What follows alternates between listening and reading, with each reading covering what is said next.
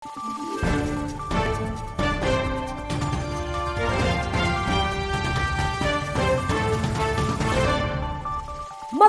araw, Pilipinas! Ito ang Valiente News hatid sa inyo ng Office of the Vice President.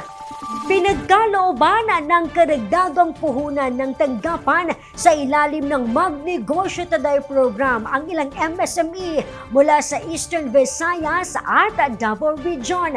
Narito si Brian Latasa para sa karagdagang detalye.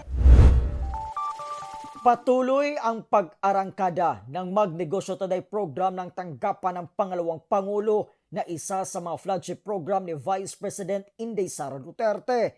Pangunahing layunin ng nasabing programa ang maiangat ang antas ng pamumuhay ng mga Pilipino. Sa Eastern Visayas, 6 na individual ang pinagkalooban ng 15,000 pesos bilang livelihood grant sa tulong ng OVP Eastern Visayas Satellite Office. Ito'y upang mas mapalago pa nila ang kanilang sinimula ng negosyo tulad ng sari-sari store, meat shop at kainan o karinderya. Kamakailan, isang negosyante rin mula sa bayan ng Monte Vista sa Davao de Oro ang pinagkalooban ng 15,000 pesos ng tanggapan ng pangalawang Pangulo bilang livelihood grant.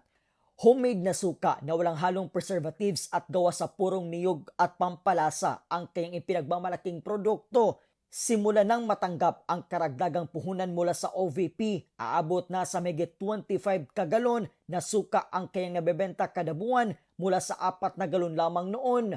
Brian Latasa, ang lahat para sa Diyos, Bayan at Pamilyang Pilipino. Valiente News.